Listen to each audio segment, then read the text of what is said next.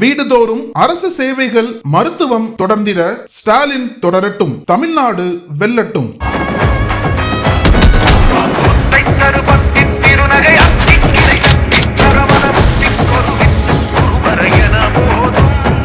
Summer வந்தாச்சு.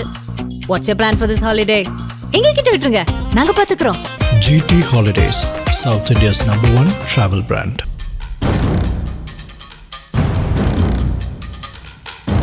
தமிழ்நாட்டில் சட்டமன்ற தேர்தல் ஏப்ரல் 23ஆம் தேதி நடைபெறவுள்ளதாக தேர்தல் ஆணையம் அதிகாரப்பூர்வமாக அறிவித்துள்ளது.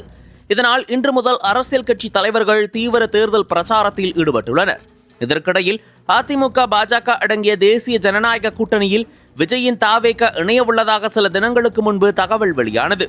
புதிதாக கட்சி தொடங்கிய போதே திமுகவை அரசியல் எதிரி என்றும் பாஜகவை கொள்கை எதிரி என்றும் விஜய் பிரகடனப்படுத்தினார். மேலும் ஆட்சியில் பங்கு, அதிகாரத்தில் பங்கு கொடுக்கப்படும் என்றும் அறிவித்தார்.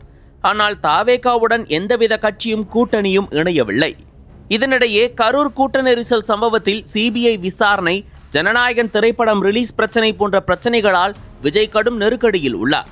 விசாரணை அமைப்புகள் மூலம் பாஜக விஜய்க்கு மறைமுகமாக நெருக்கடி கொடுத்து தேசிய ஜனநாயக கூட்டணியில் இணைக்க முயற்சி நடந்து வருவதாக கூறப்பட்டது. ஆனால் மதசார்பின்மை கொள்கையில் உறுதியாக இருப்பதாகவும் 234 தொகுதிகளிலும் தாவேகா தனித்தே போட்டியிடும் என்று கூறிய விஜய் அனைத்து தொகுதிகளுக்குமான வேட்பாளர்களை அறிவித்துள்ளார்.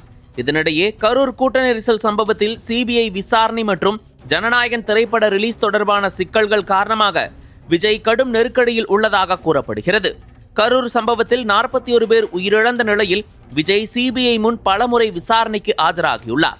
விசாரணை அமைப்புகள் மூலம் பாஜக விஜய்க்கு மறைமுக நெருக்கடி கொடுத்து தேசிய ஜனநாயக கூட்டணியில் இணைக்க முயற்சி செய்வதாக சில அரசியல் வட்டாரங்கள் கூறின.